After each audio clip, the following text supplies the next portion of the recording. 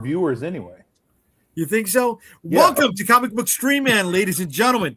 I am here tonight with a whole bunch of guys who have been putting their money where their mouth is, believing in themselves, making comic books, and here to talk about the things that are going on in the industry.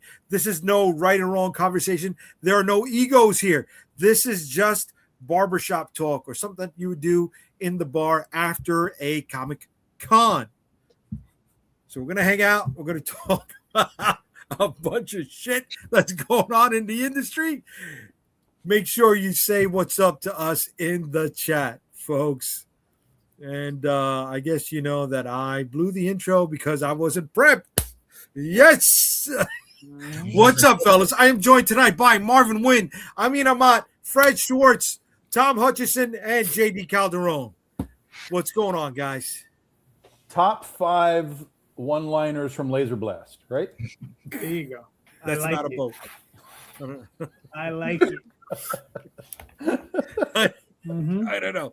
Guys, what's going on? Everything good? How are we doing? How's everything been happening? I met a Laser Blast artist. It literally happened. I met a Laser Blast artist. Jason Moore, who inked that piece that I got from Kyle Hotz. He was at the con last weekend. And so you spoke about that on the show live. Oh, that's right. Yes. I was thinking that I wasn't on last week. Okay. Well, I just wanted to remind you. Oh, thank you. And you're reminding everybody who's out here, right? Yeah. All 17 people that are watching live right now, say what's up in the comments to us. Thank you for joining. And if you're watching us on LinkedIn or Instagram, please shoot on over to Comic Book Streamland on YouTube, and you could be part of the chat because I can't really catch those comments on those sites, and I can't really scroll back either. And tonight we're going to be giving away one more enamel pin. New York versus the World enamel pin to one lucky person in the chat if we get to the top 5. All right. So we went over what Tom did last week. Fred, Marvin, Calderon, anything special happen with you guys? Non-laser blast related? No, nothing laser blast. That's a Tom joint right there. That's a Tom joint? Okay. Yeah. No, Kickstarter got funded, so now it's on to the fulfillment part. That's way to be, brother. Way to be. Fred, what's up? What did you do? Read myself ragged getting the new Kickstarter ready. I'm almost there. So yeah, we're excited. We're ready to go on Tuesday. So that's all I've been doing. I don't really know what else is going on in the world right now, so I can't wait to find out. Oh, we got some stuff going on, and we'll bring that up in a little bit. Calderon, you got 3 campaigns going on. What's happening, kid? Well, no. We have 3 campaigns that are completed. So those are done. Oh. So I just have to fulfill. One's at the printer. One's going to print on Monday, and the other one's probably going to print on Tuesday. So, yeah, a lot of fun. A lot of packing to do. Very cool. And Marvin, sir, I know you're going to be launching soon, too. What's up? We're eagerly awaiting this, baby. Yeah, it's done. So I just got to hit the button. You just got to hit the button. Do it. Do it. When are you going to do it? When are you going to hit the button? I'm going to hit that button on the 9th. Of October? June. June 9th, he's going to hit the button. December. Whoa, baby. Now, if it's ready, why are you waiting 10 extra days or like 11 extra days from now? Oh, because Comicsburg is launching the Kickstarter on the 4th. So I'm not going to launch the same day. Okay. But I mean, you launch today. Down your tribes mates. I get it. What's that, Jay? What's up? I say you can launch today, though. Yeah. I could have launched today, but I'm trying to Tuesday this time. Okay.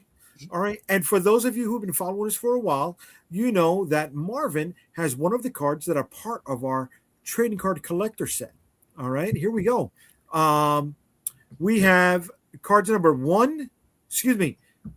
Card number 1 is going to be part of Marvin's campaign. But card number 2, 3, 6, and 7 are all available, right? Tom, you hit the stretch goal on yours? Oh, yeah. Yeah.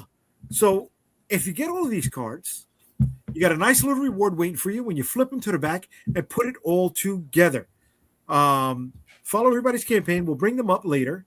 and you can get the late pledges on them as well. This is going to be going on all year, something that Tom, Marvin, Calderon, myself, and Rob Multari are putting together. Fun. I hope you guys like it, and I hope you get to complete the set with all of us. We got some people chiming in on the chat over here. Laser Blast, Marvin. Okay. Granda, what's up, brother? How we doing? Evac 11, what's up? How we doing? Good evening, gentlemen. Good evening. Laser Blasted is the new Pop-Tarts flavor. I hope to God not. I hope to God not. Tom, I hope one day you get the money to get the rights to that because you care so much about that franchise. You would do wonders with it. Like, I really think. He does. Well, look, we got a lot of Kickstarter campaigns going on, but we have a lot of stuff going on in Kickstarter world. All right, so let's not bury the lead. Let's get to this. We were talking about this in the green room. There was a campaign that was funded recently, but they canceled the campaign before they hit the last day. As far as I know, that is the first time that has happened. Was it the last? So I have a question. Was it the last day, or how much time did they actually have left? I don't know. All I know is it launched on May 6th, and on May 26th, they canceled the campaign. The campaign in question is Humanoids, Stomping Grounds, and Kaiju Heart. So it's a 2-book campaign. Let me pull this bad boy up on screen.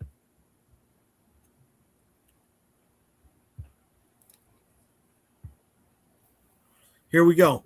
Stomping Grounds and Kaiju Heart, a gigantic dual project launched for fans of both Bob's Burgers, Cartoon Network, and comics with Mega Monsters and Mega Heart. Nice log line. Humanoids, a well-known publisher out there in the direct market. Oh, let me hit to the campaign.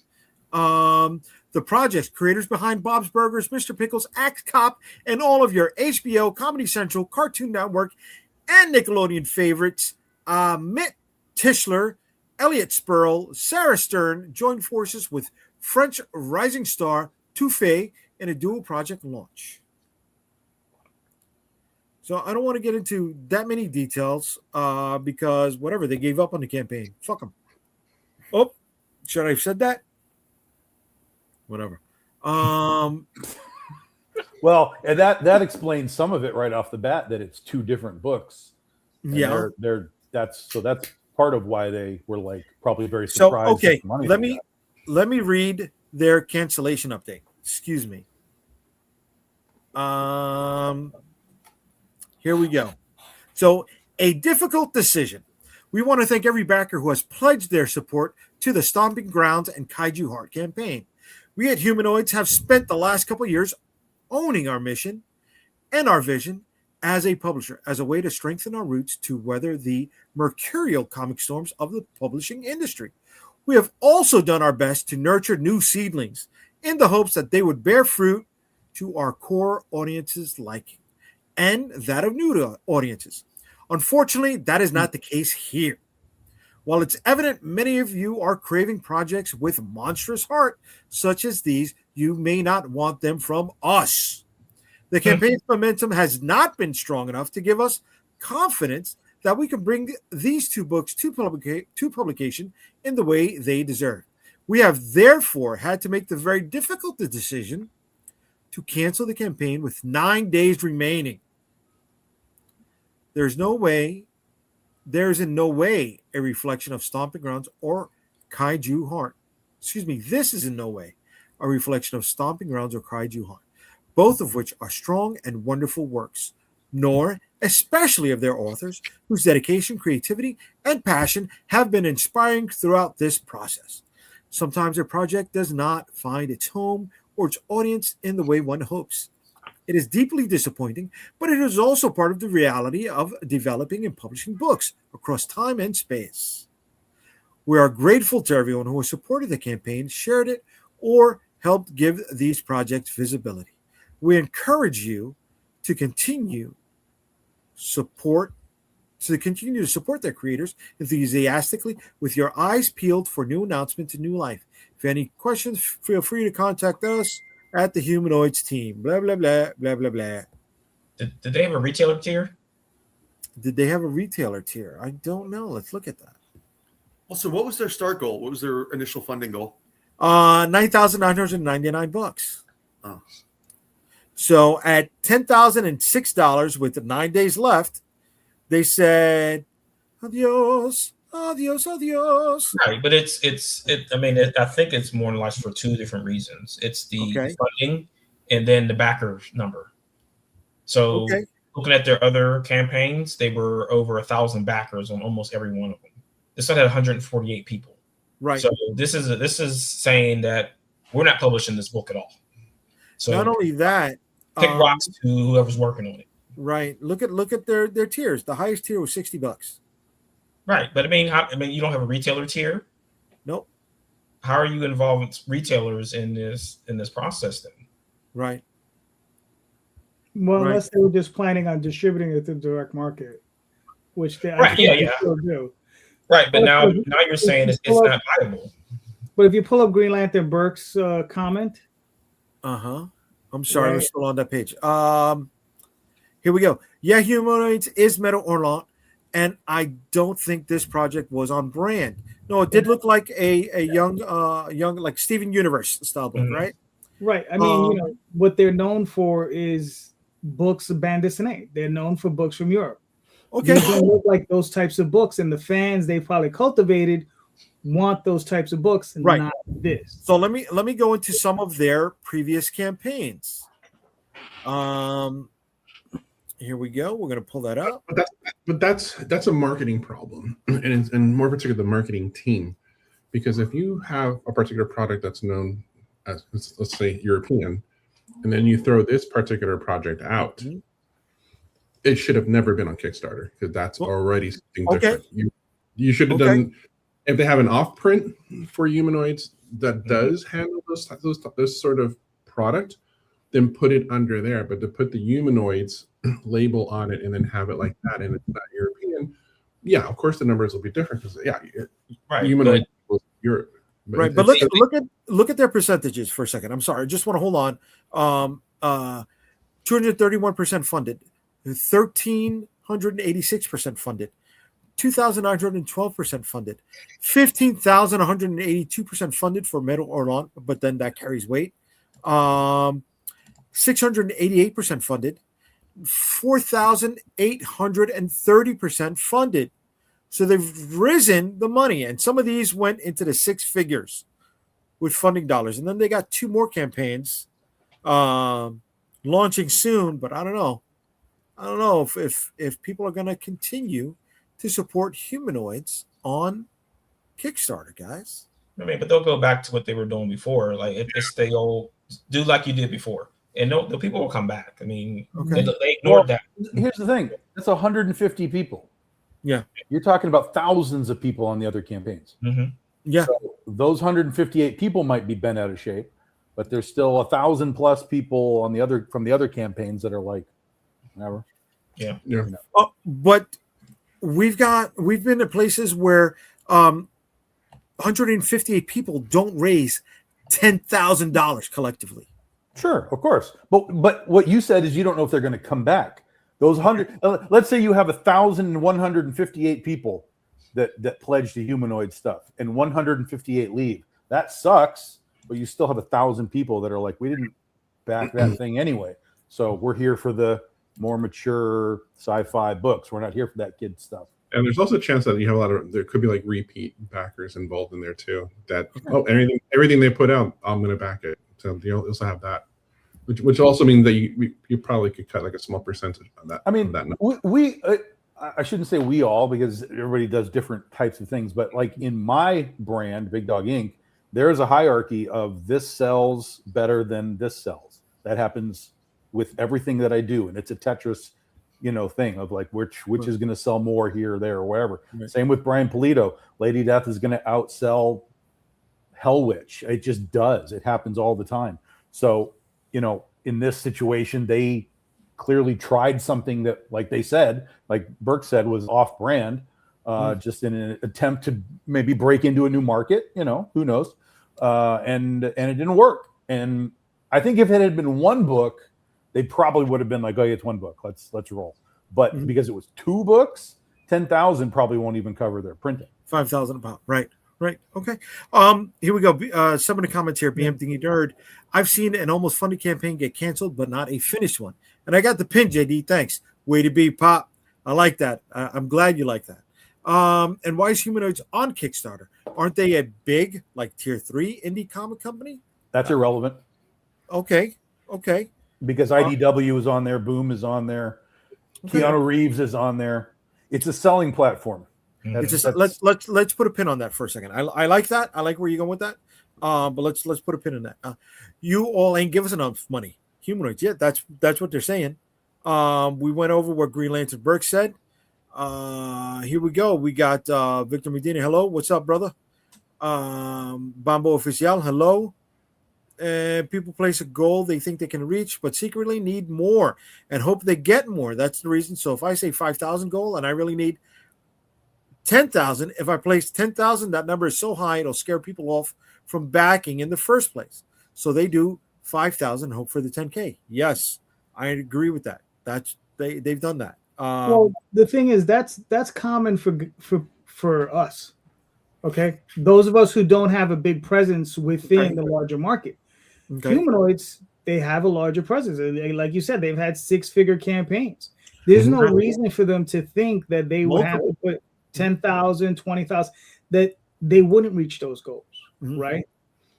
So, except though that this is clearly, like has been discussed, this is like new market territory for them. This type of a kid's book. So they probably threw 10,000 at it, assuming they'd probably get it relatively quickly, could maybe build it to 20 or 30, and they'd be fine. But they didn't get the response that they wanted, and they canned it. No. But when you do a 6-figure campaign and you regularly do 20,000 and up, you build up a certain level of hubris. That when this occurs, it's an issue for you. So this is a case of Icarus flying too close to the sun, or is this a fuck around and find out moment? I think it was a fuck around and find out moment for them. Maybe. Well, to a degree, it's a fuck around and find out, but it was a test. I fully believe this was a test market. Can we do this? Does anyone care? And better to cancel it than to have it, reach 11,000 and fulfill, and then they have to actually fulfill 2 books and run hard into the red for 2 books that maybe nobody even wants. Like that's a really difficult decision. Like if they feel like they've got a market where they could be like, you know what, we're gonna fulfill these books, we're gonna do a print run anyway. But if they're looking at it and going, well, why do we have 1,000 backers? Why do we have 100 backers? In their brain, this is business, right? Yeah. We don't have people that want these books. So even if we were to print it and take it to market in other places, it still might be that nobody wants these books. Okay. But they still had 158 people, 40 raise $10,000 collectively. It doesn't matter. That's irrelevant. Dude, we irrelevant. all know once you hit the goal, the numbers spike up, right? No, false. That's not true. Really? That's not true. No, sir. No. I can show you all of my flat lines of my first few days, and then flat line for a week and a half, and then a little, tail at the end. My stuff does that all the time. It's always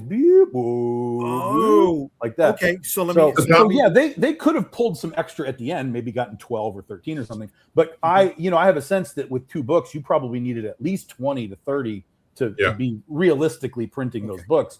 But if after 3 or however many weeks it was, they have less than 200 people for their market. Like for us, 200 is great. But for their market to be like, hey, we got 1,000, 1,500 people, but now 10% of that cares about this book. That's a business decision that you have to go, we got to do something else or come back to this in a different way.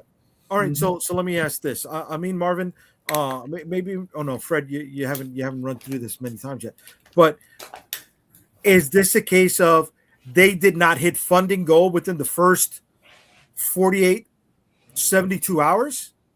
And taking 20 days to hit their goal made them nervous?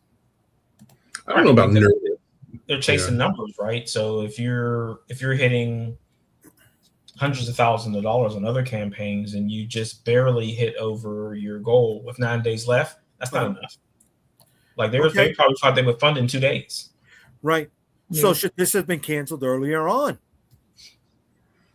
More than likely, but they probably sat on it because now you're saying that you're telling people from Cartoon Network to get lost. Pretty much is what you're telling them is that we're not publishing your book. That book is dead. Take it somewhere else. We're not doing it. So now you kind of like pissed them off now, right? So will anyone else bring them anything like that again? Probably not. Yep. That really depends, because if they're testing the market, which likely that they are, it's probably going to be like, we're going to put this out there and see how people react to it. And if they don't react well to it, they could go back and tweak it, or they may release it someplace else instead of Kickstarter. I was saying, like, take it. Why would they not take that to Image? Like that will that'll roll over. Well, it's why wouldn't they do it themselves here? Why? Yeah, no. Right? Yeah, no. I mean, they got a great marketing pitch right from the beginning. Hey, this company pulled the plug on us, so fuck them. We're gonna do it ourselves. Hello? Who's not gonna get behind that? I want to fucking get behind that. And they've got name value to it. Like it's just weird because it seems like the publisher was in their way of getting that funding. They definitely got name value. Let's look at some of that name value again. All right. I mean, they were talking Bob's Burgers, Axe Cop, right? Mr. Pickles. Yeah, HBO, Comedy Central. But then come on, man. Let's be for real. People are interested in those IPs. They're not interested in the creators. Understood. You know what I mean? Like it's like they tell you, like, if they invite you or me or Tom to go write Batman, are they really buying you, me, and Tom? No, they're buying Batman. Right, right. And so this is not a case of from the director of, from the writer of, from the producer of. It could be the producer, writer, whoever, but if people don't know who they are, it doesn't really matter. Yeah. Listen, that's like saying you're going to go to a movie because a movie star is in it. I like Tom Cruise in Top Gun and Maverick. I don't care that he's Jack Reacher or whatever. I'm not going to go see that movie. Yeah. So the name value only goes so far. You can say from the creator of Bob's Burgers, okay, great. I don't know who that is. I like Bob's Burgers. I don't know who that guy is. Right. That doesn't mean it translates into something else I'm going to like. I might look at it, but that doesn't mean it's going to be an automatic sale just because you have from the creator of something behind it. Right. But then again, you say that's a marketing problem again, because is there a video there? But here's the other thing about Bob's Burgers, right? Just as an example, how much money did you pay to see Bob's Burgers? Nothing. Exactly. Whereas in this, you got to pay money. Yeah. And also too, like how many names, like how many people's names really move the needle for you anymore? Like who do you like? There are a lot of people, like creators and writers and stuff, that I like, but I don't buy everything they put out. Like there are some people that I like better on their indie stuff. There's some people I like better on their like certain characters and some not. So like, I mean, whose like name anymore commands like an automatic purchase? Like it's rare. And like to your guys' point, to get the Bob Burgers guy to translate to dollars is a bit of a stretch. No disrespect. Right. You know, some of the comments over here are very interesting. Barbara B, right? You can only comment if you were a backer. So Barbara B, thank you for taking the time to respond. Though again, as a comics fan and a backer, it's still frustrating to hear that humanoids intentionally set an artificially low threshold in an attempt to game Kickstarter's algorithm for engagement. If that's a tactic you were taking, it would have been better to be transparent in your campaign materials instead. You intentionally misled backers with an artificial goal. That's why we're disappointed.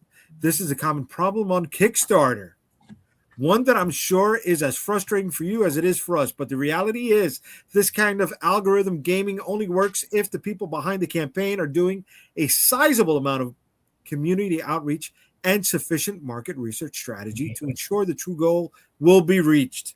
Otherwise, as backers, what we see is that you've set an unrealistic goal, and that we should entrust your campaigns in the future. So those other two campaigns that they got launching soon may be blacklisted. Maybe. Truly hope to see these books get a second chance on a new campaign someday. Hope this will be an opportunity for you to regroup, whether here or on another crowdfunding site. The fact that you canceled this campaign after successfully funded is so disappointing and unprofessional. As a Humanoids fan and someone who was looking forward to reading and owning these books, I can't help but wonder why you set the 9,999 goal, knowing you wouldn't be able to produce these books at this level of funding. It ends up seeming like you expected these books to fail and then panicked when the project actually hit its goal. Wow. And with 9 days left on the clock, there was still more room for backers. Definitely disappointed in Humanoids and feeling sympathy for the artists and writers whose works we will now never get to see. I hope you reconsider this decision, as I am truly flummoxed. I'm so confused. The campaign has reached its goal, but you're canceling it. And then that's it. So the biggest thing came from Barbara B. And she touched on a few points here, guys. Gaming the algorithm is huge. That's done platform wide.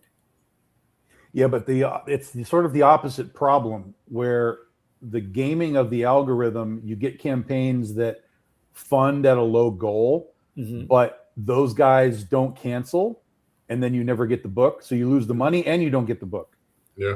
They're like, we didn't have enough money. So in this case, they're like, look, we were expecting this to do more. Yes, we probably should have had a higher goal, but either way, we were expecting this to do more. We don't want you to be charged and then not get the book. So we're gonna bail out, wash it clean. It's not a great look. I'm not saying it's a great look at all, but it's better than them saying, well, we can't do this after you get charged. Like, that's the problem that happens on these other campaigns that go like, oh, I only need $500, and they raise like $700, and then they're like, well, I didn't make enough to make the book. Right. So that goes into what she says later on, where it ends up seeming like you expected these books to fail and then panicked when the project actually hit its goal. Yeah, I agree with Tom. I think sometimes if you set like a certain number, people like will say that you hit your number and they're just kind of like, okay, I can check out now. Like, I don't have to, or I can just get like what I want, need, and don't have to like support the creators or the team or whatever as much. So I was going to ask, actually, has anybody that's like done a Kickstarter ever felt like I don't want to say game the algorithm, but like caught the algorithm and like rode the wave? Like, has it ever worked out? All of our campaigns have always been, all of our normal campaigns have always been 5,000 goals across the board. That we've done smaller campaigns where we have different goals, but we've always started at 5,000. So, but do you ever feel like you caught like a headwind like early on and like it boosted your campaign? Like, do you ever feel that algorithm boost, or is it real? All of our campaigns, like I said, first few days, pew, pew, pew, pew, pew, pew, and then and then at the end, pew, pew, pew, pew. Like, it is. I can show you all of our charts, and they are identical, pretty much, to how they go. Even in the days where we used to try and spike mid-campaign doldrums, we'd be like, hey, there's some new add-ons that you can come in and get some more stuff to buy. Occasionally, we would get us a real spike in like that couple of days, and then it would go spike and then flatten out again until the end. So, but even that doesn't, even those mid-campaign attempts don't really do anything anymore. Yeah. I've done heavy marketing on my books using my marketing background, and it is very interesting. It's literally at the bumpers of your campaign where you have the most activity, and then you got that crap in the middle that just literally levels out. And for as much as you push and for as much as you try it, you might get a little blip, but it doesn't. It's not until near the very end that it kind of like picks up again. But that's why I've shaved. Yeah, that's why I've shaved everything to a maximum of 3 weeks. There's no reason. But isn't that gaming the system? Isn't that gaming the system? So you can minimize that flat zone. It's gaming. It's not gaming the system at all. In fact, it's just saying I only need 3 weeks to reach my goal. Yeah. Okay. So there's no gaming the system. Would be I need 5,000, but I'm going to make it 1,000, and if I get to 3,000, I'm going to go, oh no, I couldn't make my book because I didn't get to 5. Well, then you should have made a 5,000 goal. So that's gaming the system. I'm gaming the system in my favor in the context of wasting time, right? Because if I do a 4-week campaign and 2 of them are dead, what's the point? Just take one of those weeks out. I'll still have 1 dead week, but at least I'm not butting my head against the wall for 14 days trying to get these spikes. Plus, in that long period of time, if it's only creeping upwards, you just give more people a chance to drop out too along the way, because they get bored. They're like, "Oh, this isn't over yet. I'm going to take my $50 back," and then they drop out. Yeah, I disagree with Tom, because I don't think his definition is right for gaming the system.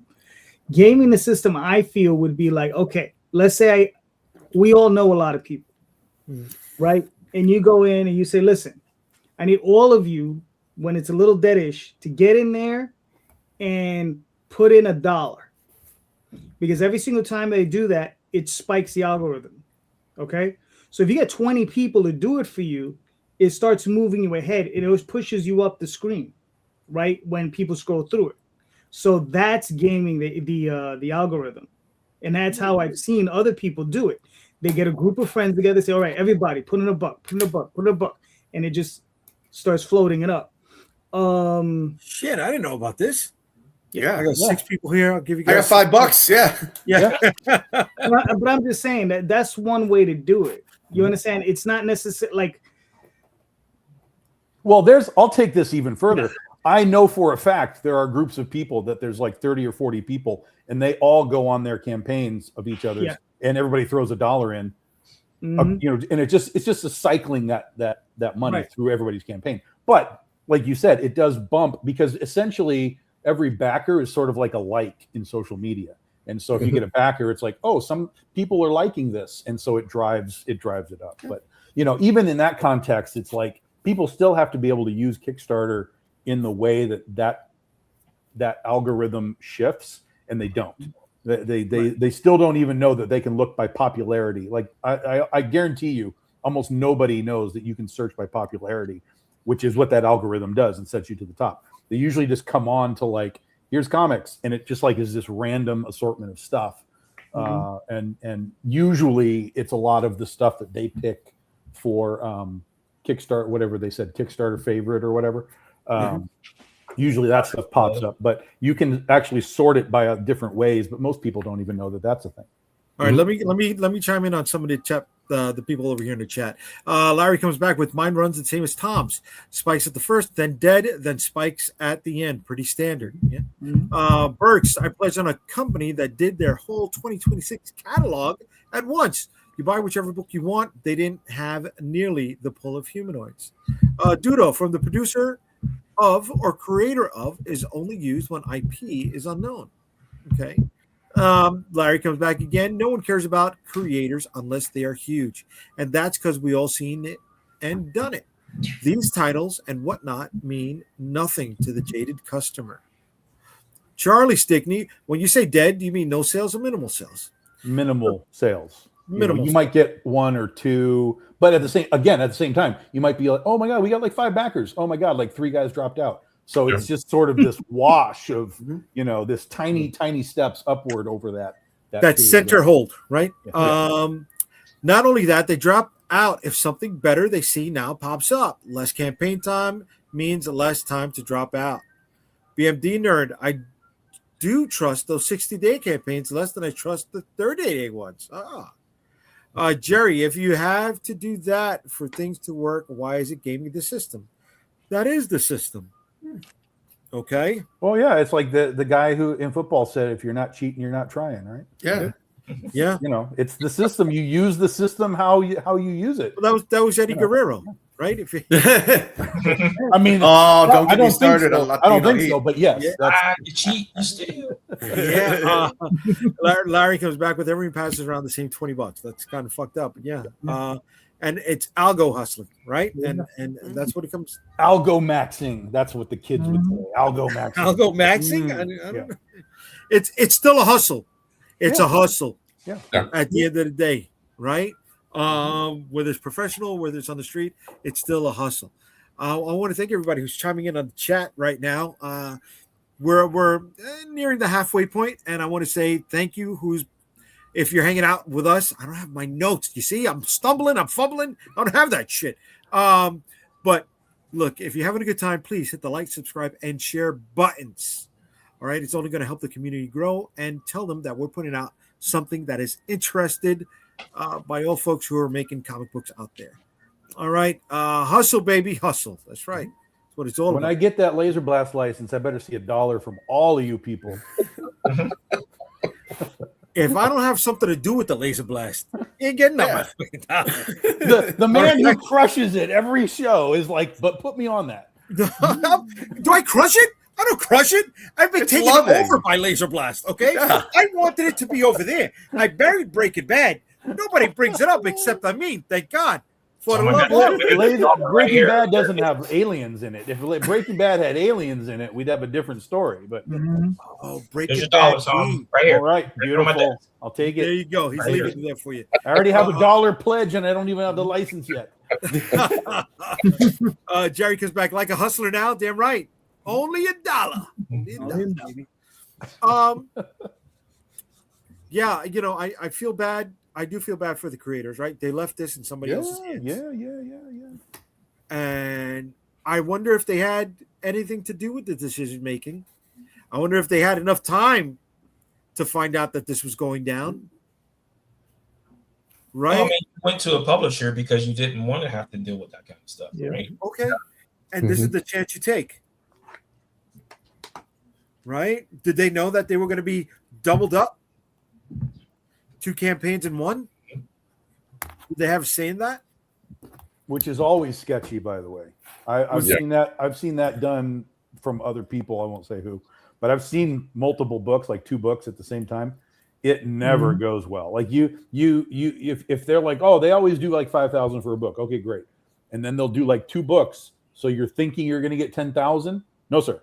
You might land around 6, 7. So it's not like you're doubling your money because there's 2 books. You're just, People are always looking for a deal, right? Yeah. Yep. And if you offer it, they're going to jump on it. Right, but that's the issue though. Why prep up your Kickstarter saying Bob's Burgers, this and that, when you have no confidence in the product? Like you're using those names for a reason, and then you're like, okay, now junk, right?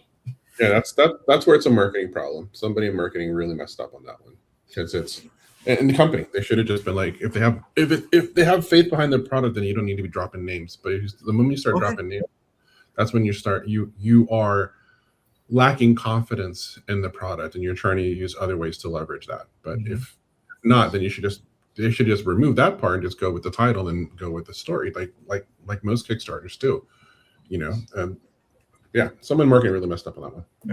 Right, and you usually don't put the creative team at the top of your Kickstarter, because the top of the Kickstarter should be where you're explaining what you're trying to sell. Right, your product image should be right there on top, right? The first thing that's They weren't selling that. They were selling Bob's Burgers, Axe Cop, and right, Mr. Pickles, HBO, Comedy Central.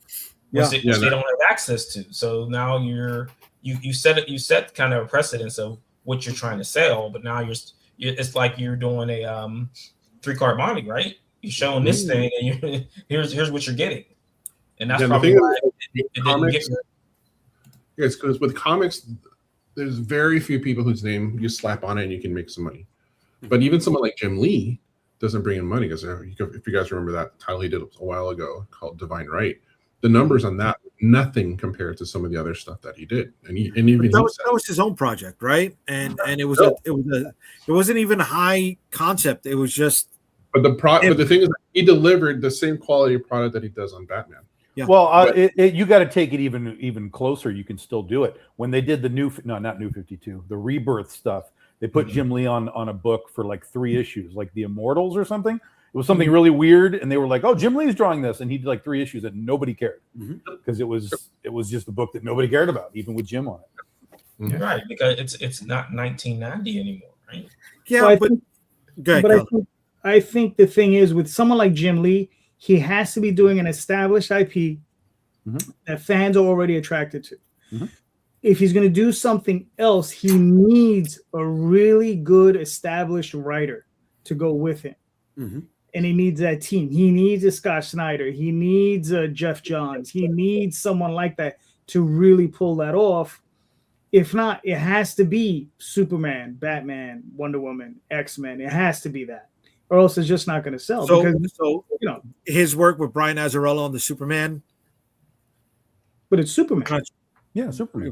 Yeah, that was the appeal, if I remember correctly. Like, I was a fan at the time, and I think a lot of us just wanted the cover of him on the gargoyle to match the Batman one. Like, there you're really selling. Like, it's not just Jim Lee, and it's Jim Lee, not just Jim Lee doing Superman, but it's Jim Lee doing Superman like the Batman Jim Lee you already liked. So that's like a real jujitsu of like trying to like cash in on like what he's good at. And I agree with Amin's point. It takes like the either and JD's, it's either the writer and the artist pair, or the artist and the story pair. Like, it's the idea that it's the whole package that you're putting together. And like, if you're selling, you could take it a step further rather than just seeing like Jim Lee on like a dream character, but like Jim Lee in like a genre, or Jim Lee in like, I mean, there's so much that you can do, you know, with like superstars. And it's that idea of like putting them with a product that's going to sell, or on a project that's going to sell, that they can move. Right. This is on Marvel and DC though, because they did all that work since the 90s to destroy the rock star artists. Right. In the 90s, they sold Wildcats and Youngblood and all that stuff like it was amazing stuff. They sold millions of copies of books. It was a different time then, because a lot of people were buying. You had to speculate. Yeah. And you know, for their college with shops everywhere, and so you couldn't go anywhere without bumping into some place that had a comic book to buy. Right, but as I said, that's Marvel and DC's destruction of the comic book retail space, and the way that they removed those superstar status from those guys. They made sure that no one became a superstar and could walk away and do their own thing again. Yeah, I mean that's like another discussion, because that becomes more of what the image guys did.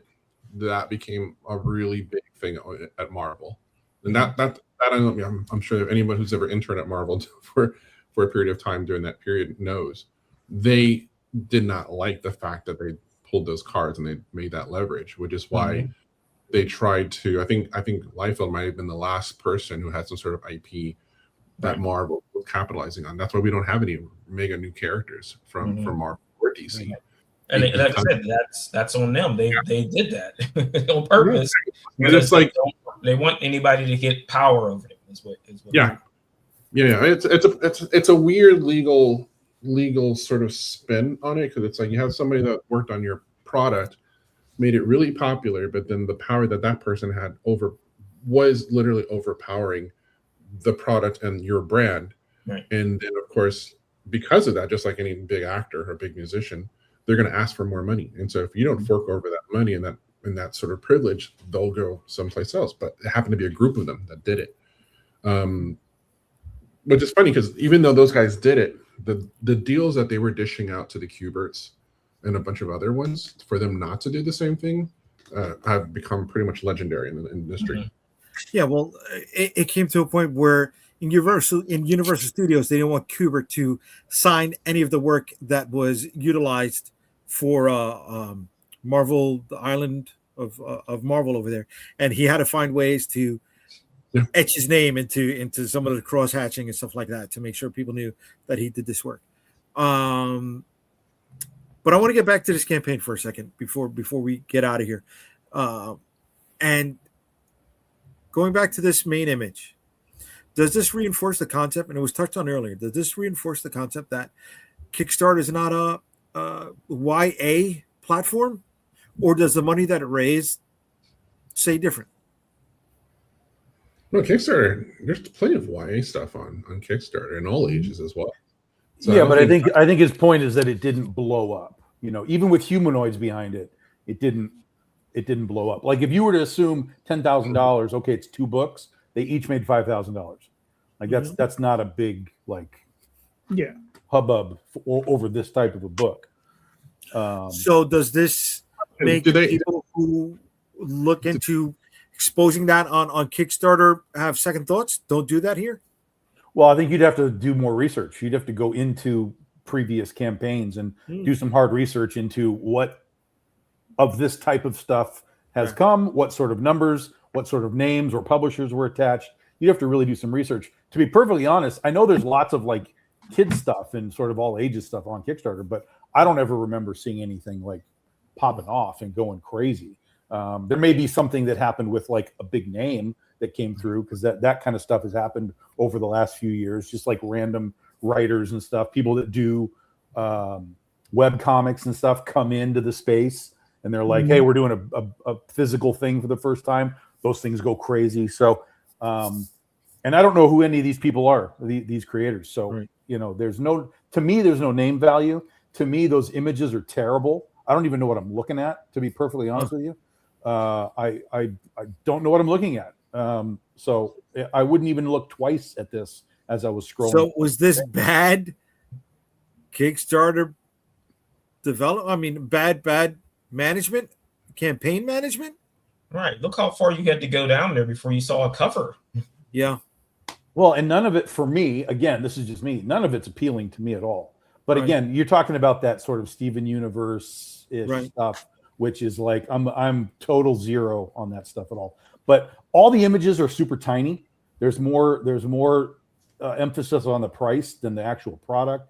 Like, I have problems with the design of all of this. I don't know how they do humanoids in general. This might be their layout that they do. But why do you have all that fucking orange? Like, what are we doing? Like, make those pictures bigger so people can see what the hell they're getting, rather than all these crazy tiny images. You know, I don't know, man. It's not an impressive campaign, regardless of what the book is. Like, if you like that type of art or whatever, fine. But it's not like a campaign that I would look at and go, wow, I got to get in on this. It's just not. Yet it still raised $10,000. Yeah, for 2 books. It's huge. And they have a huge mailing list. And you got to figure. Yeah, they do. 10% of it came through. Yeah. Right. And they put, they put their blurbs in before they even show you the cover of the book. Right. Lead writer for Bob's Burgers. Director of Bob's Burgers. Mm-hmm. I don't mind blurbs and stuff like that in the early going, but you got to move a little bit faster, I think. Like, Bob's I think, Burgers meets Pacific Rim. Yeah, I have no problem with that sitting there like that, but I think you got to be able to move a little faster. And then when you get to the meat has to be selling that product. And all of their images are so tiny, and like, you don't need to show a cover and then a little iPad next to it to show that you get a digital. That's one of the dumbest things that I can even imagine. Like, just eliminate that, make a bigger image. You're sell the product, but it's almost like you're hiding the product, because you're like, well, you don't need to see this. It's just bad. Charlie Sickney says, I threw out there plenty of people on Kickstarter who have no idea who Jim Lee is. Going back to the old. Then they're terrible people. Terrible people. And BMD Nerd, this looks more all ages than YA. Yes, I'm sorry. That's what I was going for. All ages. But yeah, the cover images don't look great. Oh, Fred came back. All right. Power, guys. I'm sorry. The storm. Florida. Yep. That's a big marketing blunder. On that. And design, marketing design blunder. So does this damage humanoids? Does it put a stain on them in any way? Nope. I mean, it's going to be something that people talk about for a while, but they'll come back with stuff that they normally do. And, if 150 people drop out and they still make 1,000 backers, they'll be fine.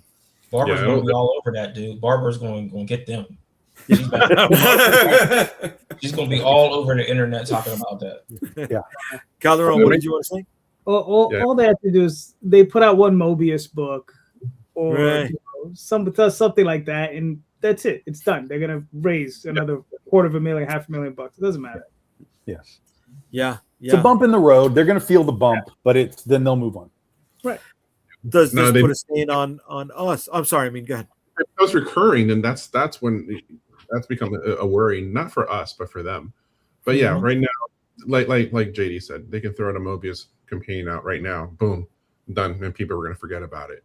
Yep. So they have enough tools in their arsenal to erase and wipe people's memory of certain things, as long as they don't do it. They could get the flashy thing from Men in Black, and she'll still remember what happened. Yeah, pretty much. Yeah, pretty much. So let me ask you guys: would you ever cancel a campaign, and if so, why? No, I did. I did my very first one. When I did the Road Toss Together as a graphic novel, and that didn't fund. And I decided, you know what, I cancel it, but that's fine. You know, it's not a humanoids thing. It was just kind of like, okay, I need to take a step back and reevaluate. Fair enough. That's where I just broke the chapters out into each campaign, which was a better idea. But I think at that point, yeah, it's there's nothing wrong with it. Well, and I think that it's worse to actually get any sort of funding, and then you don't do shit about it.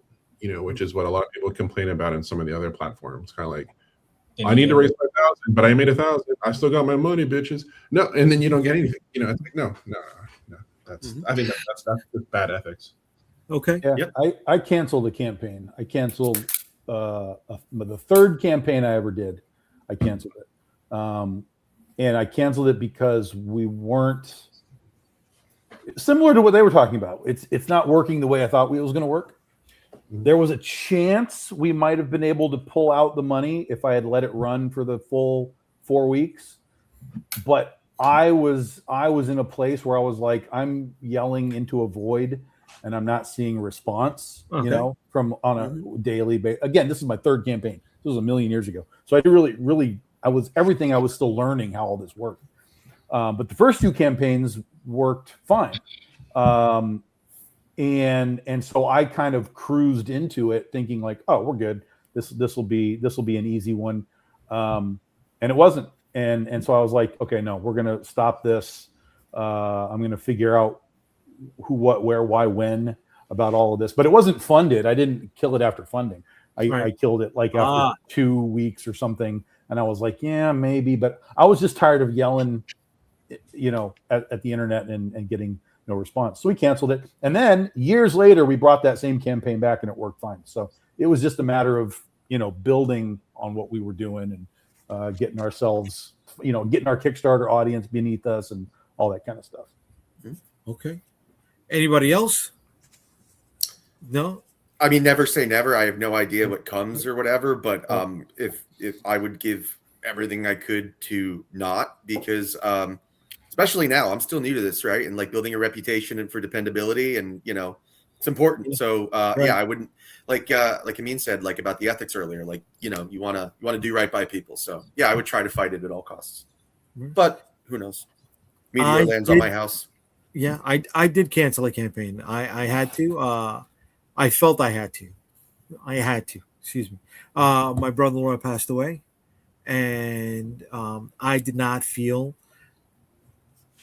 I was going to be able to give the campaign the guidance, you know, the attention it needed, while also taking care of my wife and her family at the same time. So things happen. Yeah. Right. But again, like Tom, I wasn't funded. Right. Yeah. If I had funded and we just weren't like screaming, but I had funded, I would have left it. I wouldn't have canceled it. So here's a question: should Kickstarter not allow that if you fund and cancel it? Oh, that's a good question. Oh, I mean, it would certainly get rid of the gaming of the system. You wouldn't be able to do $100 thing anymore unless you can produce a book for $100. Yeah. I like that. That's actually a good thought process. Yeah. But the thing is, even if someone does it, you cannot force someone to do something. You understand? If creator X says I need $10,000 and they raise $10,000, it's just like Amin says, I got my money, bitches, and they're gone. So it doesn't matter, right? Because you can't force anybody to do it. But Kickstarter could level up their enforcement of that stuff. If this guy made 10,000 and disappeared, and it's been, let's say, 2 years, they could be like, okay, banned. You know. Now, granted, someone could come in just with a new email address and stuff. Right. There's ways around those things. Yeah. But it would put a bump in the road for those guys at least. And you have to start the scam all over. You have to Right, like find right. new patsies. Right. I'm the surprised. scam. Excuse me.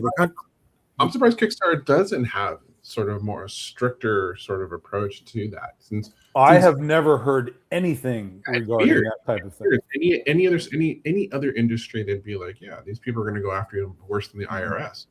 But Kickstarter is like, it's just weird. I don't know if they'll go after you worse than the IRS because if you guys remember the coolest cooler on Kickstarter, the biggest, I don't want to say scandal, but flop egg on their face campaign. There's a cooler that had rechargeable batteries, a blender, cups, plugins that you could charge your stuff, radio, Bluetooth, all of this shit, and it raised dough. They produced maybe 50 to 100 units, and the 1,000+ people that backed it didn't get anything. It went to court in, I don't know if it was Oregon or Washington. The court ruled in favor of the backers, and the campaigners had to pay back whatever was left, and people received pennies on the dollar. Some people got back 50 cents, maybe, right? For their pledge for a couple $100 for a cooler, and that's some of the people. Some people still didn't get anything yet, right? But you're expected to, when you sign up for Kickstarter, in good faith, complete your end of the bargain and fulfill what you set out to. Right. So you use Stripe as your payment thing. Stripe is a bank. Wouldn't fraud kick in for that? Shouldn't Stripe step in and say, we're just going to pull the money from your account and give it back to people? Like eBay does. Like eBay does that, where if the person doesn't mail the product, they just go into their account and take the money. They do take our credit card, right, for refunding payments. But you still got to remember, I mean, there's eBay, PayPal, they have systems in place for that. And that's some of the things that they do because it's part of their business. Stripe, that's not part of their business. That's not what they do, right? What they do is they offer a back-end service that's very easy to use for people to customize to put on their websites, right? It's on the back end. They don't want to be on the front end. That's front end business. They don't want to deal with that. All they want to do is collect their percentage. They want their 3% every time, Yeah. Charlie, I want to appreciate you chiming in as many times as you are tonight. And he says, none of the Kickstarter rewards are guaranteed, though. You stipulate that when you back a campaign, that you understand that you might not get your reward. Yeah, but that's a Kickstarter saving their ass. Yeah. And that's Kickstarter saying we are not going to enforce anything. They're making the choice not to enforce anything. And that's how they save their ass, because that's a new thing just in the last few years that they posted that little blurb on right, that you got to check the box. I understand. Right. An out disclaimer. And in fact, that's almost problematic, because it almost is a door opening for scammers to be like, well, they're not going to give a shit, so we can just go pull $3 or $4 grand out of these guys and then go to Tahiti if we want. Yeah, maybe you're in the position where you want to screw with the wrong person eventually, and that person's money or some power in their back that they're going to come after Kickstarter. Yes. Oh yeah. Eventually, it will happen. Yes, you're right. Yeah. It's like the old saying, like you can, what is it? Like shear a sheep 1,000,000 times, you can only skin it once. Like eventually, you're going to go too far with the wrong person. That's the first time I ever heard that. Oh, really? It's an old saying. Yeah. Really? I'm not that clever. I mean, One thing I don't know if you guys have been getting on your campaigns, but at least the last two, I've been getting people. Well, they'll do hefty backings, like healthy backings of over $10, up to $100. I'll get an email that they want to be involved to help promote the Kickstarter. That's super scam, bro. And they retract the. Yeah. And I mean, this last campaign, I think I caught like 10 instances of that during the entire lifetime of it. And it was really interesting. $2, $3. Oh, they're still hitting me up with late pledges. They're like, I'd like to know how to get involved and buy digital books on your campaign. Just buy it. Get out of here. Get out of here. Just buy I it. wish they were for free because I really want to know how to unlock my full funding potential, but I just can't afford it. I always tell them. But I think the funny part about it is that they'll email you and they'll say, "Oh, we're these big deals, and we've done this with a Gmail account. Why do you have a Gmail account? If get a domain." One of them said to me they actually helped fund Bob's Burgers, so I was like, I should take them legitimately.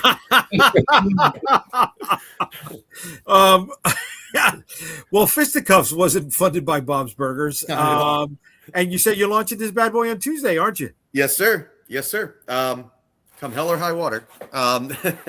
Fisticuffs is launching on Tuesday. Fisticuffs is the story of a functional drunk whose comfortable life derails when a one-night stand has deadly consequences. It is the sense of humor of The Boys meets the explosive action of Invincible, meets the kind of personal storytelling that you would get in a Martin Scorsese movie, as it deals with a lot of dysfunction, addiction, and things of that nature. We are launching, like I said, on Tuesday. The first 72 hours are front-loaded with a ton of exclusives. We're going to have covers that you can only get during that time. We're going to have a cover available that's only going to be the only one guaranteed to be available in foil and metal, which we're going to be doing for the first time. We're going to have catch-up tiers where you can save some money. And for anybody, we have a little minifigure that is going to be available for any of our whale backers of a tier of 150 or above. And you can also add them on as well. So very cool. Yeah, we got all kinds of fun stuff. All right, folks, it goes live on Tuesday. Mm-hmm. The link to Fisticuffs is in the campaign. Is in the comments. So jump on over and be ready to back my man's book, man, as soon as he launches. Hell yeah. Thank you, sir. And another one that is ready to be launching on the 9th, Marvin? Mm-hmm. Is that the 9th? I don't know. I don't remember. Should be the 9th, yeah. It should be the 9th. It's going to be your collected trade of The Edge, Volume 3. Volume 3, God's Thunder. So God's Thunder are the organization from issue 1 who hate anyone who has powers. So they're sending the monstrous Kyred to go and wreck anyone who has powers on the planet. Way to be, brother. All right. And as I said at the top of the program, Marvin's card for our collector's trading card set will be part of this campaign. It'll be the first stretch goal. It's in there, right? Yeah, it's in there. Is it in there? Yeah. It's in there, brother. It's in there. Mm-hmm. So if anybody wants to get down, the link for this is going to be in the comments as well. Mm-hmm. And last but not least, in promotional items tonight is Tom's book. Like that segue? No, nothing. Anybody? Bueller? I was still looking at the art on Marvin's book, man. That's really cool. Marvin's been working with him for how many books? Every book. Every book. Mark V, right? Mark V, only artist on the book ever. Nice. Way to be, baby. All right. And Tom's book went live last week. BDI World Goth Day. Give us a quickie, Tom. Tell everybody what's up. Quickie for $1. They cost $1. You got to back it for $1, and you get a quickie. So this is the last issue of our Goth Day series. Each one reads kind of on its own. We kind of deal with the different ideas of like creation, and in this one, it's societal conformity and nonconformity. CB Zane has been doing the art with us through the whole series. So it's CB and Gap Melvin on the interiors. Bucket list artist Stephen Sejic came on board to do covers for us. I can't thank him enough. We get some of our other buddies, Mike Chrome and Mike DeBalfo, and some new guys like Zach Raw. So all kinds of cool variant covers for y'all. But the interiors, you get a little taste of them, but the book itself the story is about nonconformity, but so is the art. And we're not really going deep into like showing all the art that CB is doing. We want that to be kind of a cool surprise for you all to see how it kind of literally, goes outside the box, because that's what this whole story is about. We've unlocked a couple of stretch goals for you, and one of them is the trading card for Catnip. That's part of the set. So yeah. And this has about 12 days left, something like that. I think it ends on the 10th. So Marvin's going to launch, and then we're going to end the next day. Nice. I hope. How many more? You said 10 days left? Yeah, something like that. So cancellation day is 9 days. On the 9th, we'll decide if we're going to stick with it or not. And again, the link to all 3 books are in the comments, folks. So jump on them, please. JayDee, you don't have a Kickstarter launching this week? No, I just wrapped up 3. Well, now it's time to launch a new one, right? Well, I have to fulfill first. That's the difference. There you go, baby. So all right. Well, look, we're playing the back end. We're in the last 30 minutes of the show tonight. You know what it's time for, ladies and gentlemen? It's time for top 5. I don't got a reel. I don't got the wheel this time. I don't got the wheel at all. And what happened to your wheel? Top 5 Yo Mama jokes. Update this motherfucker. All right. So it's been a busy week. This has been a busy week. So we're gonna go right down the line. Okay. So if it does not mention comic books specifically or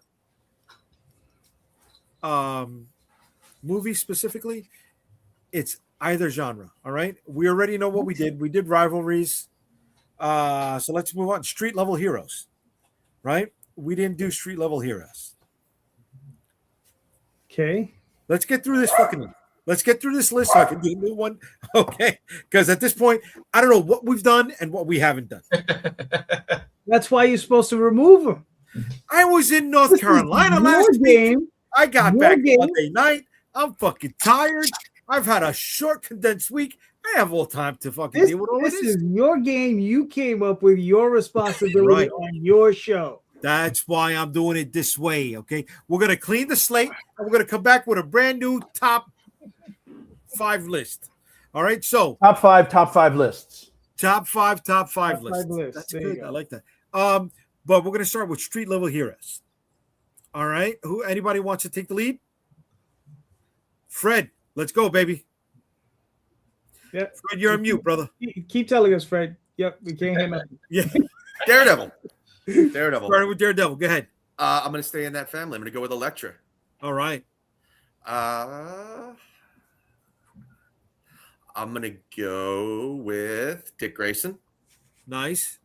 I'm going to take all the easy ones with Punisher. Okay. And I'm going to go with the Crow. Okay. Very cool. Yeah, but I guess. Yeah, it is. He's supernatural, but he's still street. Yeah. No, he is. Yeah. All right, Tom. You're on the clock. No. What do you mean no? It's no bullshit. Yeah. No. Sign up. Listen. I promoted your book. Heroes are like martial arts books. There are no good ones. Oh, come on, kid. Don't do that. Don't do that. No. Don't be the curmudgeon. It's all basic bitch shit. Oh, Nightwing. Like, no. No, it's not basic bitch shit. I will piss in your fucking leg if I. I'm a basic bitch for liking Dick Grayson. You got them. You got them. Come on, let's go. I don't even have a clue who I would even start with. I mean, I listen. I know the list of who exists. But the top 5 of your top 5. I don't want any of them. I don't want Iron Fist. I don't want Daredevil. I don't want Moon Knight. I don't want any of these guys. You gave us 3. All you got to do is kick out 2 more. But I can't wait to see But Tom I just said I don't want it. That's not my list. I think the only guy maybe, but he's street level, but he's got still a supernatural thing would be Blade. Okay. Right? He would still qualify, I guess. Yeah. So there's that. Yeah. I don't know. One day Tom's going to be in New York City getting mugged, and all the defenders are going to be able to building ledge and fuck that fuck guy. those guys. All those guys. Fuck those guys. Holy shit. The defenders, they do not deserve that name. The defenders are the Hulk. Yeah. Namor, Valkyrie. Doctor Strange, Silver Surfer, the Valkyrie. Valkyrie. That's the defenders. Yeah. Yeah. I agree with Tom on that one. Yeah. Okay. Yeah. They can both. Yeah, I've been trying to complete my defender set. All right, Calderon, you're up, kid. Faust Grips. Here's one for Tom. Critter. Badger. Oh, stroking his ego. Look at John that. Sable Freelance. John Sable Freelance. Very nice. I tried to keep it all indie. There you go. Okay, I like that. I mean, you're up. All right. Spidey, Daredevil, Yeah. Ninja Turtles, Dick Tracy, Marv from Sin City. Nice. Yeah. That's good. That's a good one. I like that. Yeah, I like that. That's a I good like one. that. Okay, Marvin, let's hear I it. just want to go crazy time. I'm going to go Darkwing Duck. I'm with that. I'm with that. Going to go Gangbuster, Oh, okay. Phantom, Yeah. Lothar. Who? Lothar. Yeah, from Defenders of the Earth. Yeah, that's a good fucking pull, kid. Wow. I like that. And Jack Spade from I Won't Get You Something. Nice. Okay. I'm surprised You you know didn't mention that guy. Who's the actual real human superhero from Detroit? Isn't he a guy from Detroit? Or is he a guy from Florida? Yeah, Dr. Detroit, right? No. The dude is in Portland, isn't he? Who? Is he in Phoenix Brooklyn? Jones. Phoenix Jones. There you go. Oh, Yes, Seattle. he's- He's from Seattle. Seattle. Seattle. There we go. And Yeah. honorable Didn't he mention, get a- Action Jackson. Yeah. Oh. Oh, I like that. All right, before I kick mine out, here we go. Burks, the Max, Tim Drake, and Critter. Does Critter count if Tom doesn't even acknowledge his own creation? TMT street level and under the street level. You know what? Critter doesn't count. He's up. He's off for the list. It's superhero stuff. That's a superhero. It's like that's Yeah, what but I'm it's saying. still- Like street level hero is like to me, like I accept like Nightwing. It's just a dude. He's doing stuff. Once you start adding powers and stuff, they become more than just like a street level guy. Hold on. They're like a My superhero. last one will challenge your theory. Okay. All right. Darkman, right? The movie. Oh. Okay. I'm going with the Goon. All right. Okay. Rick Powell's Goon over at Dark Horse. Acceptable. I'm a superhero, superpower. I'm going with Mage. Right? All the powers were in the bat. He didn't fly. He used the fucking car. He had the team. Definitely Luke Cage. Sweet Christmas all fucking day, baby. And this is where I'm going to challenge you, Tom. All right. I'm going with Robert Townsend's Meteor Man because, yes, he could fly. He can fly. And listen, it came out because of Marvin. He came out because of Marvin. All right. In that he case, can fly, but he dealt with street level issues. Sure. Which one was Well, see, that's what I'm saying. Like, is a street level hero a street level hero, or is it what he deals with? Right. That's so. I think there's two kind of ways to attack it. So I understand in that regard. Yeah. So Yeah, it's open to handyman, right? interpretation. Handyman. How about that? Which one? Handyman. And, Also- here we go. We got. That was what I was going to say. There we go. Right. Shadow Hook. Yeah. Right. Shadowhawk's just a dude. Yeah, I accept Shadowhawk. Sure. Yeah. I Did where that's anybody going. see Okay. the Just a Spider dude. Noir show? That started off pretty good. I haven't seen it yet.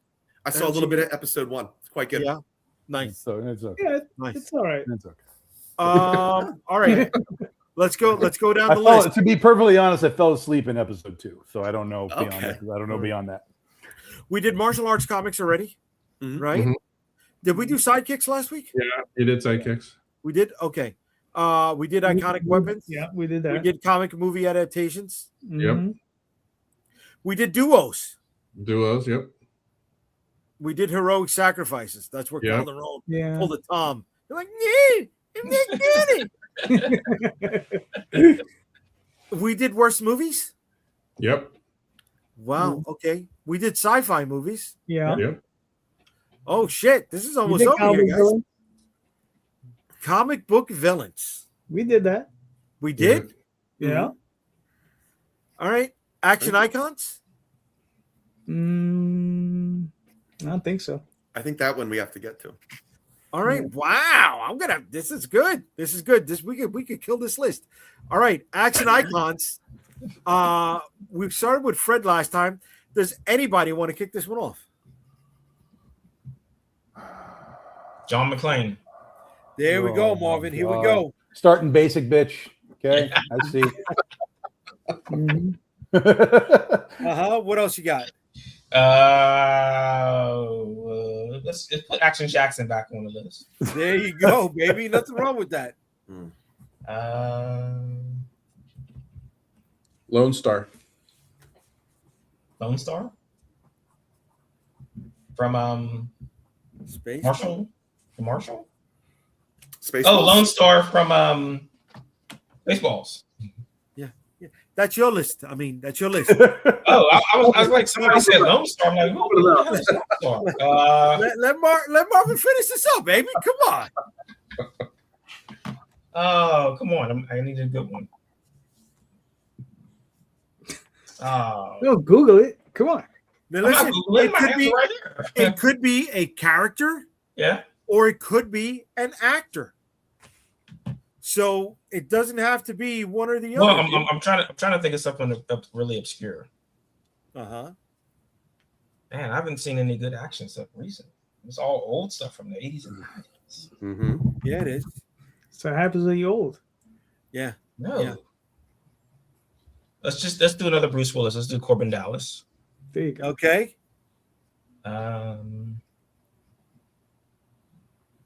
What's the guy's name? From Blade Runner. Deckard. Oh, cool. That four? And, No, that's the other four. And what's his Matt Tracker from Mask. I'll take that. I'll take that. Okay. And he was a dad, so he was always busy. All right, Mr. Lone Star. We're coming to you next. I mean. All right, I got John Spartan. I like that. I don't remember the name, but the character from what was it called? The Gentleman's Circle. The one about the British spy group. Tinker Tailor Soldier Spy. Yeah, it was that one. Obviously James Bond. Yeah. And particularly, I'm more of a Roger Moore fan, so we can do. Okay, the Saint. Gotcha. 2 for 1 on that one. Uh-huh. And was that 1, 2? Shit. Well, you got Lone Star. You came up with it, so we're putting them on there for you. Apple Lone Star. Schwarzenegger, Total Recall. Yeah. But then again, he has so many. All of us. There's like a couple. So I'll keep that one in case anybody has them on another list. Furiosa. Nice. Fury Road. Yeah. I'll take that. Yeah, That's man. fine. That's 5. All right. Calderon, you're up, kid. Remo Williams, My man. Yes. Jack Burton, Jack Burton, Big Trouble in Little China. He didn't do anything in the whole movie. That is not true. He did nothing. He fucked up a lot. Not That's what he did. He true. fucked up a lot. He spent most of the fight on his back. It's not true. Rambo, Yeah. Oh, Conan. which Rambo? Oh, the first one. Come on. Okay. Oh, First Blood Rambo. Yeah. He killed someone by accident. Wow. Yeah. Shit happens. In the next movie, Collateral damage for a reason. in the next movie, he killed 60 people. Hey. Bruce Lee. Yeah. Okay. That was it. All right. That's 5. So Okay. Boards don't hit back. there you go. Tom. We got Leonidas from 300. Yeah. Nice. We got Indiana Jones. This motherfucker took my shit. We got Grimlock. Okay. Because fuck Optimus Prime. Yeah, Grimlock. Grimlock, no like Optimus. Yeah. We got Schwarzenegger Conan, Yeah. and we got Roadhouse Dalton. Oh yeah. Yeah. Roadhouse. I like it. Okay. Okay. Fred, let's hear it. Well, you took my Indiana Jones, so I'm going to go with Han Solo. Yeah. Ellen Ripley. Nice. Terminator, the original, the T-800. Nice. Ivan Drago. And I'm going to stay with, since, you guys cover Laser Blast so much, I'm going to stay with Dolph Lundgren and go with Dolph Lundgren, He-Man. Very cool. I thought you would have said I come in peace, but I'll take Dolph Lundgren, He-Man. I like that. I like that. Okay. All right, here we go. My list.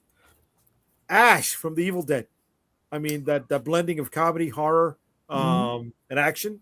I'm with that. Flash Gordon, 1982, Sam J. Jones. Let's that's my Remo Williams.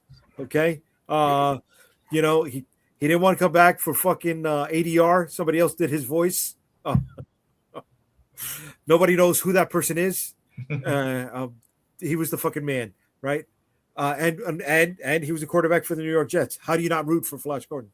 I'm going for Mad Max character. Mm-hmm.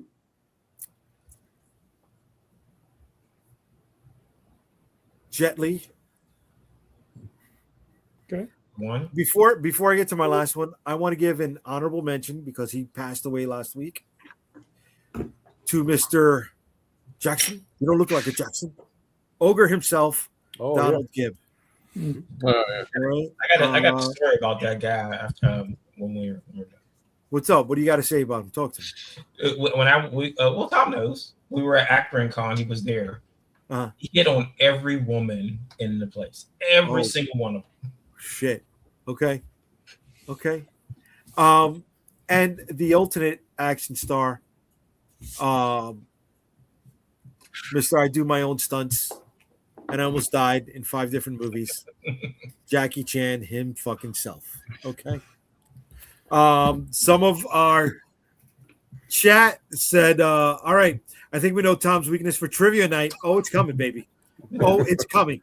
If I knew Moon Knight trivia, I'm just gonna go home. I would have prepped it. All right. Egon, Clint Eastwood, Axel Foley. 5 different Nick Cage roles. Easy. Yes. No one likes Jean-Claude Van Damme anymore. I guess not, bud. Bloodsport's it. There's not really anything besides Bloodsport. Yeah. Time Cop. Time Cop is the Dark Horse Time comic. Cop. It's really a solid movie. I rewatched it recently. It's fine. Yeah. All right. Guys, this list is almost done. What the fuck moments? I know we didn't do what the fuck moments. I know we got what. All right. Did we got Minions? Did we do Minions at all? No, right? We did Minions. Yes. Yeah, we did. Yeah, we did Minions. And another stream. Yeah, you did. Last week we did Minions. Yes. No. Was it last week or yeah, because this is last week's new list. That's why it's highlighted in red. I don't think we did Minions, guys. I think it's what the fuck moments that we haven't done. I know we did. I know, but I don't think we did the last 2. I don't think we did Minions. All right. We'll revisit Minions. That's what's going to close us out tonight. But we're going to hit what the fuck moments. It could be in comics. It could be in movies. It could be in fucking life. I don't. Right now, I don't care. Because I'm going to struggle with this one. So, what the fuck moments? I got you. Anybody want to start? I got you. Marvin, ready to go again. Okay. The Deep Blue Sea when Samuel Jackson's doing his big speech, and the shark comes out of the tank and eats him. Okay. Dawn of the Dead when they rip the biker in half when they get him on the ground and they tear him apart. Okay. Again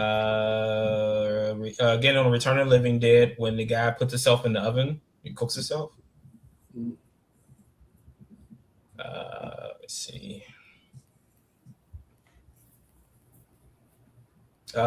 Friday the 13th when Jason picks up the girl in the sleeping bags and slams her into the tree. Okay. And Star Wars when they destroy the Death Star.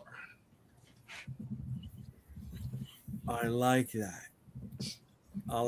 Okay. I mean, you ready? Yeah, let's do it. All right. The Wolverine death. Well, there's one of many, but the one where he's encased in his adamantium. Okay. Cable death from Executioner song. Jaws 3, because the whole movie is a what the fuck moment. Dead Alive, which is like a really great what the fuck moment. Yeah. And then, of course, like Marvin had mentioned, Return of the Living Dead, but the scene where the girl lets the zombie boyfriend eat her brain just to make him happy. All right. Okay. I'll take those. Calderon, let's hear them. Closing of the Red Sea, because those soldiers are like, what the fuck?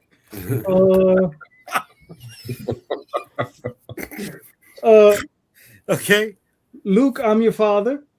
Uh-huh. Newborn porn. For those of you who know, know. Yep. I've heard of it. I haven't seen it. I don't want to go there, but you really don't want to go there. No. Okay. But trust me, definitely what the fuck moment. Mm-hmm. Chris Hemsworth when he crashes into the force field. Cabin in the Woods. Cabin in the Woods. Yeah. Oh, okay. Okay. Yeah. So, and I think the funny part about that is that it was right around when Thor came out because that movie was sitting on the shelf for so long, and you're like, oh, it's Chris Hemsworth from Thor. He's not going to die. Yeah, I never laughed so loud in a theater in my life. Okay. Shit was hilarious.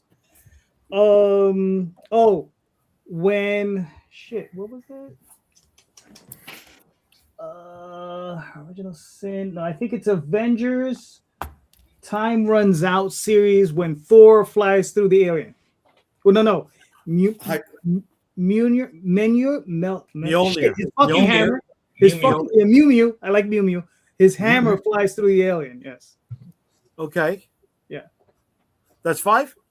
That's 5. Okay. All right. Tom, let's hear him. Did we lose Tom? Tom's frozen. He's frozen. Yeah, my internet's all weird in here. Okay. Yeah. You got anything, Tom, or no? I don't have 5. There was a couple that popped into my head right away. So I'll give you 2. The first one is American Werewolf in London when the fucking Nazi werewolves show up and start shooting everybody. Yeah. Like what the fuck is that? I still don't understand that at all. No clue. And then the other one is The Other Guys. Did you ever guys see that? Yeah, of course. So The Rock and Samuel Jackson are like, they're doing the hero thing, and they're like, we're gonna jump off this building. Yeah, we can make it. Aim for the bushes. Go. And then they just splat on the sidewalk. Like, how did that come from? So those were the 2 that came to mind like immediately. Okay. Nothing else? Not. Like I'm trying to come up with like real what the fuck moments. I mean, there's some weird shit I've seen. Like, have you ever watched the movie The Entity, which is basically about a chick who gets haunted, and so you can see like they show her legs, and her legs are like squishing, like the ghost is like grabbing her legs and shit. Like it's like, oh my god, that's crazy shit. The tree that ate the kid in Poltergeist, that's always hung around with me. Well, how about the tree in Evil Dead? Yep. What that one did. Oh yeah. Oh yeah, that's another good tree moment. Yeah, top 5 tree moments next time. Yeah. Yeah. All right. Okay. Fred. Mm-hmm. So, you know what? I'm gonna just throw this out there in my own name. Fisticuffs Book 1, the end of Fisticuffs Book 1. I'll throw my shit out there with the what the F moments. Like, if you haven't checked it out yet, it holds up there. Also on my list.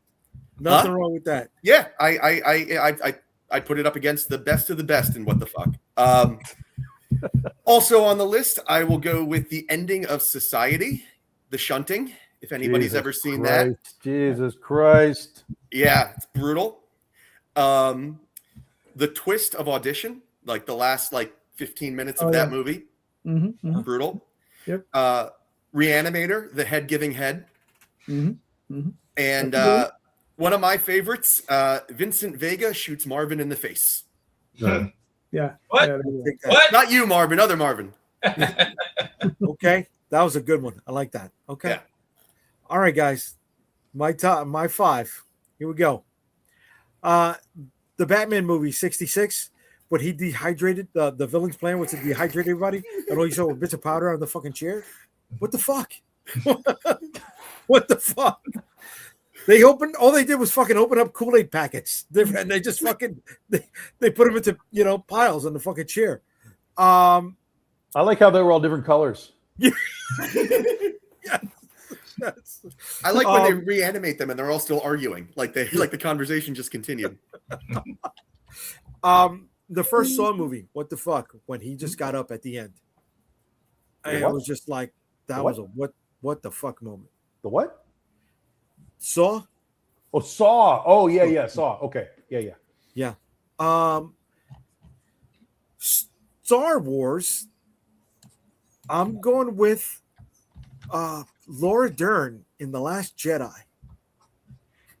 when she jumped to hyperspace through the fucking ship. Dude, her entire existence in that movie is what the fuck. Like, she made no sense. Yeah, but just, dude, that moment and everything just went quiet so you can absorb what happened. That was a cool what the fuck moment for me. But yeah, and she was somebody that only existed in the Princess Leia novels. She wasn't someone that was part of it. I didn't even know she existed. I didn't know that. Yeah. Every bit of her existence was what the fuck in that movie. Yeah. Indiana Jones, when the Ark opened up and just went in and out of every Nazi, I was like, what the fuck is going on here?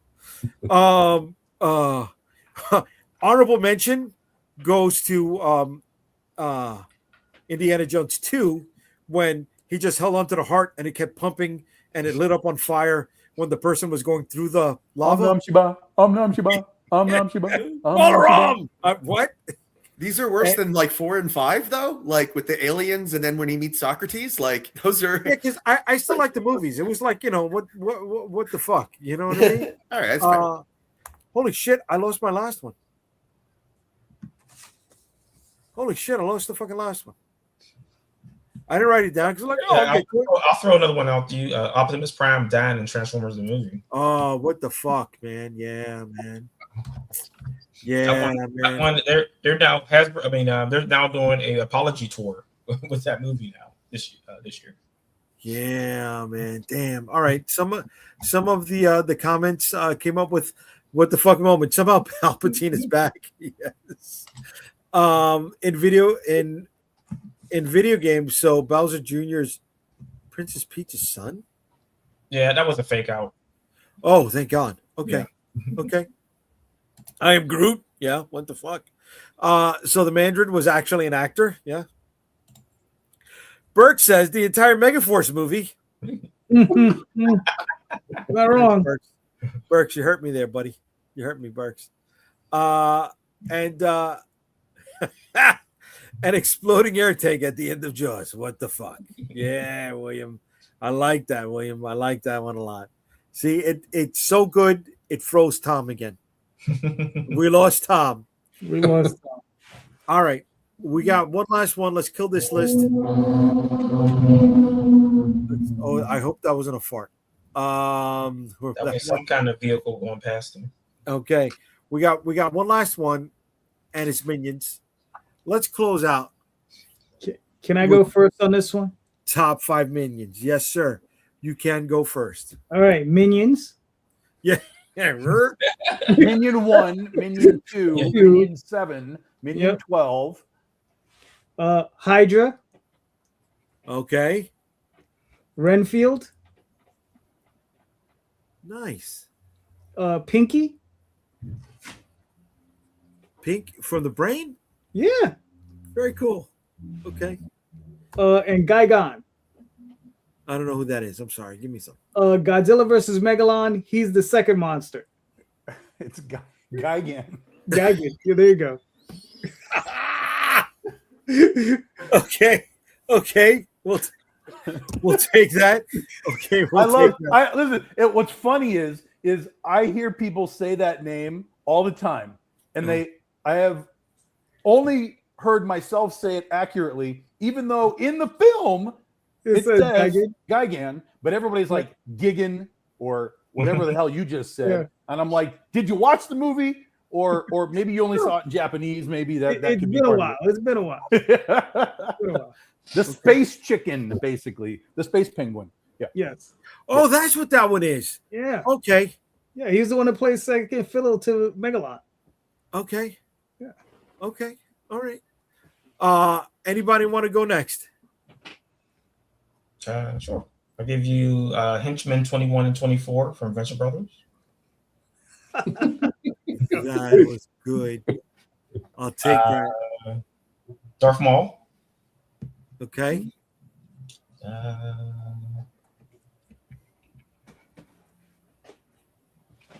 Zartan. Okay. Starscream. Was he a minion? He wasn't a minion. Yeah, he was a minion. Of course he's a minion. Yeah. Okay. I was so pissed. He was only the leader for 10 minutes Yeah. before he got wasted. Mm-hmm.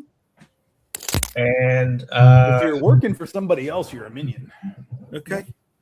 And Minion from Spy Kids. There you go. Ah, okay. Okay. All right. I'll take him. Fred, you ready? Fred, you're on mute, brother. I got 5. All right. Let's hear 'em. Bob from Batman 89. You're my number one guy, Bob. Yeah. Otis from Superman 77. Harley Quinn. Worm Tongue. And Lobot. Oh, okay. I like that. Okay. Tom, you ready? Not a sexy list, but it's all right. It works. Mm-hmm.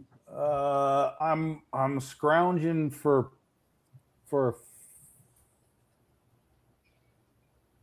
Shit, we lost Tom again. Ground control to Major Tom. We may have lost Tom for the night. I mean, I got let's hear 4. it. I got 4 because someone already took. At least he has that fuck face on. Yeah.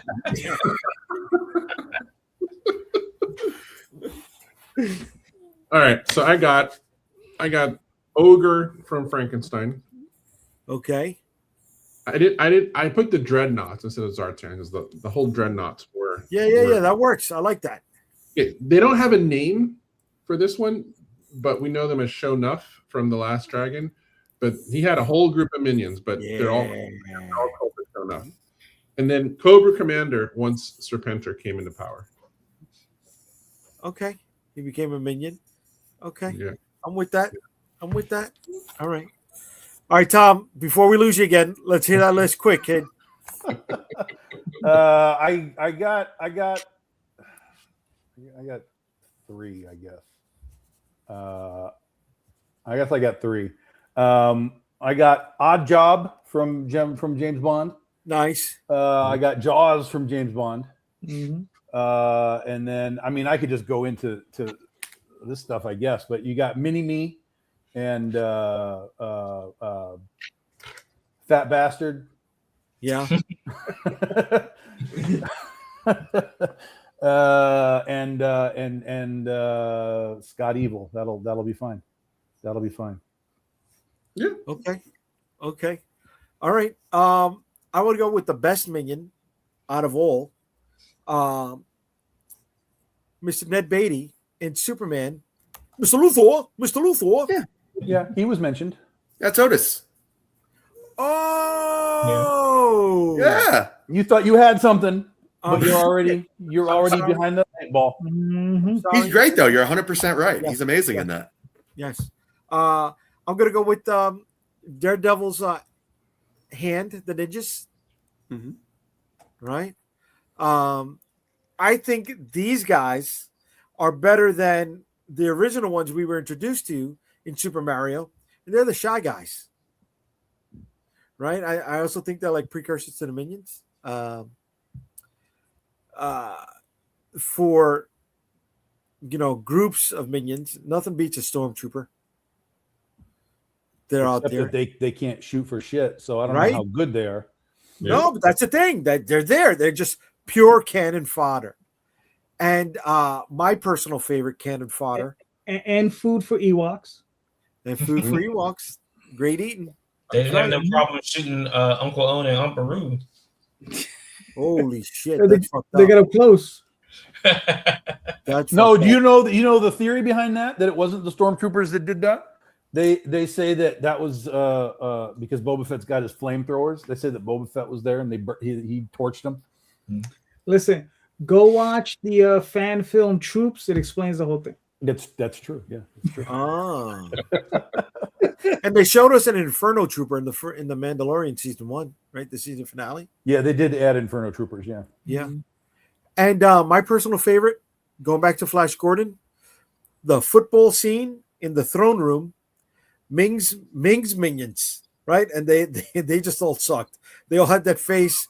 There's something about British sci-fi that I don't know. It's a little awkward. You know what I mean? And they were just big. They were red. They had that weird look in their face. It was a dead thing. But honorable mention, going back to Flash Gordon, Clytus, the best Doctor Doom in all of cinema, even though he was gold and black, not silver and green. Clytus on board, right? He was the best. He was the best. No bites. No bites. No, just say Oompa Loompas and call them. Don't ever fucking say that around me, kid. You did that on purpose. You did that on purpose because you know how I feel about the Oompa Loompas, bro. That was wrong. Technically, the Time Bandits are minions. I'll put the Time Bandits in. Mm-hmm. Yeah. All right, guys. That completes 5 rounds of the top 5. We went through quite a few topics in the top 5. Thank you, guys, for joining me. Those who participated. Sometimes they abstained. It's a great time for Tom to freeze, right? When I put that one up.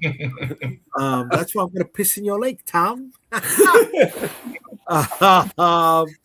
But before we get out of here, let's see what some of the people said in the comments regarding that. Egon, Narf. There we go. Are minions the same as bad sidekicks? Yes, they are. Minion Ryan Cordero no, that was not cool.